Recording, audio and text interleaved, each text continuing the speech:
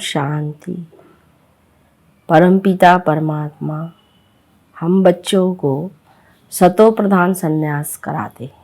सतो प्रधान संन्यास अर्थात ही देह में रहते हुए, देह की दुनिया में रहते हुए इस पुरानी दुनिया को बुद्धि से भूलना। जैसे कई सन्यासी हैं, वो सन्यास करते हैं तो घरवार ही छोड़ के चले जाते हैं। बाबा यहाँ हम बच्चों को समझाते हैं, घर गृहस्थ में रहते हुए, सांसारिक दुनिया में रहते हुए, दुनिया में रहते हुए भी आप सन्यास करो, अर्थात बुद्धि रूपी सन्यास करो। बुद्धि से भूलने की बात है, समझने की बात है।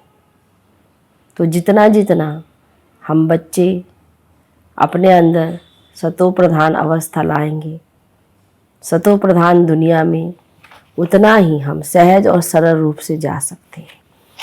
तो सतो प्रधान अवस्था परमात्मा की याद से, जो पवित्रता का सागर बाबा है, उससे ही हो सकता है। तो सुनते हैं आज 14 जून 2023 के साकार बाबा के महावाक्यों में। बाबा बोले, मीठे बच्चे, तुम्हारा है सतो प्रधान संन्यास। तुम देह सहित इस सारी पुरानी दुनिया को बुद्धि से भूलते जाओ। प्रश्न में तुम ब्राह्मण बच्चों पर कौन सी जवाबदारी बहुत बड़ी है? उत्तर में तुम्हारे पर जवाबदारी है पावन बनकर सारे विश्व को पावन बनाने की। इसके लिए तुम्हें निरंतर शिव बाबा को याद करते रहना है। याद ही योग अग्नि है, जिससे आत्मा पावन बनती है, विकर्म विनाश हो जाते हैं। गीत है दुखियों पर कुछ रहम करो माँ बाप हमारे। ओम शांति। बच्चों ने गीत सुना कि हम बच्चे हैं, तुम्हारा जरूर वह बाप है। जब बाप को बच्चे कभी भी सर्वव्यापी नहीं कहते, अब लौकिक बाप के बच्चे कभी ऐसे नहीं कहेंगे कि हमारा बाप सर्वव्यापी है। ये बेहद का बाप बैठ समझाते हैं, तुम सब बच्चे हो, तुम्हारा बाप है जिसको परम पिता कहते हैं। परम पिता को सुप्रीम सोल भी कहते हैं। परम माना सुप्रीम, आत्मा माना सोल। तो जरूर सब बच्चे हैं और एक बाप है। सब भगत एक भगवान को याद करते हैं। जिसको याद किया जाता है उनका जरूर नाम, रूप, देश, काल होता है। उनको बेअंत नहीं कहा जा सकता। मनुष्य ईश्वर बाप को बेअंत कहते आए हैं, उनका कोई अंत पा नहीं सकते हैं और फिर कहते हैं सर्वव्यापी है। यह तो बड़ा अनर्थ हो गया। पत्थर ठिक्कर सब में ईश्वर है, उनको फिर बेअंत कहते हैं। बच्चे बाप को भूल गए हैं, इसलिए सारी मनुष्य सृष्टि नास्तिक पतित कही जाती है। हर एक नर नारी पतित है, तब तो पतित से पावन बनाने वाले को याद करते हैं। इस दुनिया में कोई को भी महान आत्मा नहीं कहा जा सकता। पवित्र आत्मा पतित दुनिया में हो नहीं सकती। बापू गांधी जी भी कहते थे, पतित पावन सीताराम। ये मनुष्य के लिए कहते, पानी की गंगा के लिए तो नहीं कहा। यह है झूठ, झूठी माया, झूठी काया, है ही झूठ खंड। सचखंड था जबकि नई दुनिया में नया भारत था। अब वही भारत पुराना हो गया है। भारत जब नया था तो उनको स्वर्ग कहा जाता है, जिसको 5000 वर्ष हुई। त्रेता में 2 कलाएं कम हुई, इस समय तो कलयुग है। उनको कहा जाता है पुरानी दुनिया। पुरानी दुनिया में पुराना भारत, वर्ल्ड न्यू भी, नई भी होती है तो पुरानी भी होती है। अब है पुरानी दुनिया। सब मनुष्य नास्तिक है, इसलिए दुखधाम कहा जाता है। फिर इस दुखधाम को सुखधाम तो एक ही बाप बना सकते हैं। भारत जो पावन था पतित बन गया है। जब प्यूरिटी थी तो पीस पासपर्टी थी। भारत की आयु यानी एवरेज बड़ी थी, अभी तो बहुत छोटी है। भारत रोगी कब से बना है दुनिया नहीं जानती। ऐसे नहीं कहेंगे कि परंपरा से रोगी है। भक्ति शुरू ही द्वापर से होती है। कलयुग का जब अंत होता है तब बाप आकर ज्ञान देते हैं। ज्ञान है ही ज्ञान सागर के पास। ज्ञान का सागर नॉलेजफुल, यह उस बाप की ही महिमा है। मनुष्य सृष्टि का बीज रूप है। सर्वव्यापी कहने से बाप बच्चों का लव नहीं रहता। ये है आरफन दुनिया, सब आपस में लड़ते रहते हैं। इसीलिए इसको रौरव नर्क कहा जाता है। भारत स्वर्ग था, अब नर्क है, ये किसको भी पता नहीं पड़ता है कि हम नर्कवासी हैं तो जरूर नर्क से ट्रांसफर होंगे, परंतु ऐसे नहीं कि नर्कवासी पुनर्जन्म फिर स्वर्ग ले सकते हैं। वह पुनर्जन्म सब नर्क में ही लेते हैं। नर्क को ही पतित दुनिया कहा जाता है। निर्माण धाम आत्माओं के रहने का स्थान है, जिसको निराकारी दुनिया कहा जाता है। आत्मा स्टार इमार्टल है, शरीर तो मार्टल है। आत्मा को एक शरीर छोड़ दूसरा लेना पड़ता है। 84 जन्मों का भी गायन है, 84 लाख जन्म कहना भी गपोड़ा है। बाप समझाते हैं, जो भी आत्मा पाठ बजाने आती है आकर आर्गन्स में प्रवेश करती है, परंतु सबके 84 जन्म भी नहीं हो सकते। सतयुग में जो देवी देवता होंगे उन्हों के ही 84 जन्म होंगे। बाप कहते, आगे भी कहा था, तुम अपने जन्मों को नहीं जानते हो, मैं बतलाता हूँ। तुम हो ब्रह्मा कुमार कुमारियाँ। अच्छा, ब्रह्मा का बाप कौन है? शिव, ब्रह्मा, विष्णु, शंकर है, शिव बाबा के बच्चे। उन्हों को भी अपना सूक्ष्म शरीर है। परमपिता परमात्मा को अपना शरीर नहीं है। बाप कहते हैं, मेरा नाम ही शिव है। भल कोई रुद्र भी कहते हैं, कोई सोमनाथ कहते हैं। हूँ तो मैं निराकार। तो बरोबर भारत में शिव के मंदिर भी हैं। ज्ञान का सागर परमपिता परमात्मा को ही कहा जाता है, श्री कृष्ण को नहीं कहेंगे। वह तो सतयुग का प्रिंस है, तो उनमें ये आदि मध्य अंत का ज्ञान नहीं है। सतयुगी देवताओं में भी ये ज्ञान नहीं है। तुम जानते हो, अभी हम हीरे तुल्य बन रहे हैं। परमपिता परमात्मा के सिवाय कोई राजयोग सिखला न सके। श्री कृष्ण को परमात्मा नहीं कह सकते। परमात्मा सिर्फ एक निराकार को ही कहा जाता है। उस बाप को ही सब भूले हुए हैं। इस समय सब पतित तमो प्रधान है। बाप कहते हैं, ये सारा वैरायटी मनुष्य सृष्टि का झाड़ है। तमो प्रधान रोगी दुखी है। भारत कितना ऊंच था, अभी तो कंगाल है। शास्त्रों में तो कल्प की आयु ही लाखों वर्ष लिख दी है। समझते हैं कलयुग को अभी 40,000 वर्ष चलना है। बाप समझाते हैं, यह है घोर अंधियारा। अब ज्ञान सूर्य प्रकटा तो अज्ञान अंधेर विनाश। बाप है ज्ञान सूर्य, वह आकर अज्ञान घोर अंधियारे को मिटाते हैं। तो अभी है ब्रह्मा की रात। सतयुग त्रेता को ब्रह्मा का दिन कहा जाता है। तो तुम हो ब्रह्मा कुमार कुमारियाँ, ब्रह्मा के बच्चे। ब्रह्मा तो विश्व अथवा स्वर्ग का रचयिता नहीं है, निराकार है। वल्ली गॉड फादर की ही महिमा है। वे बाप ही आकर राजयोग सिखलाते हैं। बाप कहते हैं, हे बच्चे, आत्माओं से बात करते हैं। आत्मा ही सब कुछ सुनती है, धारण करती है और संस्कार ले जाती है। जैसे बाबा ने समझाया है, लड़ाई के मैदान में मरते हैं तो संस्कार अनुसार जन्म ले, फिर लड़ाई में चले जाएंगे। इस समय सबकी आत्माएं तमो प्रधान है। सब एक दो को दुख देते रहते हैं। तो सबसे बड़ा दुख कौन देते हैं? जो तुम्हें परमात्मा से बेमुख करते हैं। इसलिए शिव बाबा कहते, बच्चे तुम इन सबको छोड़ो। गॉड इज वन कहा जाता है। तुम सब ब्राइड्स हो, मैं हूँ तुम्हारा ब्राइड्सग्रूम। हे सजनिया, तुम बिल्कुल लायक नहीं हो स्वर्ग में चलने के लिए।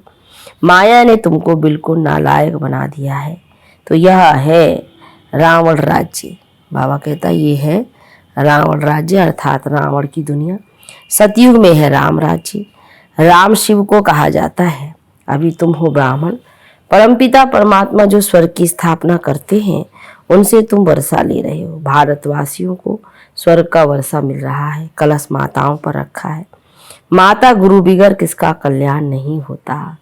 जिसके लिए गाते हैं, तुमेव माताश्च पिता तुमेव, उनको फिर सर्वव्यापी कहना कितनी बड़ी भूल है। मात पिता को फिर बेअंत कह देते हैं। गाते भी हैं, तुम मात पिता हम बालक तेरे, तुम्हारी कृपा से सुख घने। फिर बाप पर दोष कैसे रखते हो? बाप तो आकर पतित से पावन बनाते हैं, पतित रावण बनाते हैं। अभी रावण राज्य खत्म हो, राम राज्य फिर शुरू हो जाएगा। इस चक्र को अच्छी रीति समझना है। बेहद की हिस्ट्री ज्योग्राफी बेहद का बाप ही सुनाएंगे। यह है रुद्र ज्ञान यज्ञ। श्री कृष्ण का यज्ञ नहीं है, वही गीता का राजयोग है। परंतु श्री कृष्ण कोई ज्ञान नहीं देते हैं। यह है रुद्र शिव भगवान वाच। रुद्र ज्ञान यज्ञ से ही विनाश ज्वाला प्रकट हुई है। अब तुम बच्चे आए हो माता पिता से स्वर्ग का वर्षा लेने, ये कोई अंधश्रद्धा नहीं है।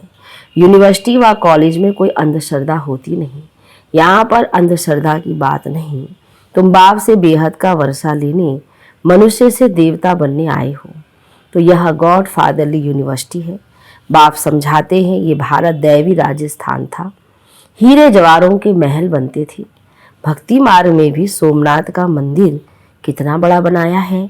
उनसे पहले क्या होगा, अभी ही भारत कंगाल है, फिर सिरताज बनाना बाप का ही काम है। अभी तुम बच्चे जानते हो हम माता पिता के सम्मुख बैठे हैं और 21 जन्मों का सुख पा रहे हैं। बाप कहते हैं हे आत्माओं, अब तुम मुझे याद करो, मैं तुम्हारा गाइड और लिबरेटर हूँ। तो वर्ल्ड की हिस्ट्री ज्योग्राफी कैसे रिपीट होती है यह तो बच्चों को समझाया जाता है। इसमें अंधश्रद्धा की तो बात ही नहीं। तुम्हारा है सतो प्रधान बेहद का संन्यास। तुम पुरानी दुनिया को बुद्धि से छोड़ते हो, इसलिए बाप कहते हैं सर्व धर्मानी परित्याग। देह सही देह के जो भी संबंध है सबको भूल अपने को आशरीरी आत्मा समझो। बाप कहते इस देह का भान छोड़ो। मुझ बाप को याद करने से ही तुम्हारे पाप भस्म होंगे। तो निरंतर मुझे याद करो और कोई उपाय नहीं। अंत तक याद करना है। माया जीते जगत जीत बनना है। माया पर जीत एक शिव बाबा को ही पहना सकते हैं। अच्छा, अब बाप शिव शक्तियां द्वारा भारत पर अविनाशी यानी बृहस्पति की दशा लाते हैं। बाप कहते हैं मैं स्तन का लोन लेकर इनका नाम ब्रह्मा रखता हूँ।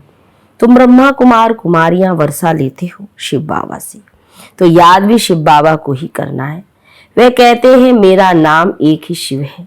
तुम भी आत्मा हो, परंतु तुम शरीर लेते और छोड़ते हो, इसलिए जन्म बाय जन्म तुम्हारे नाम बदलते हैं। 84 जन्म लेंगे तो 84 नाम पड़ेंगे।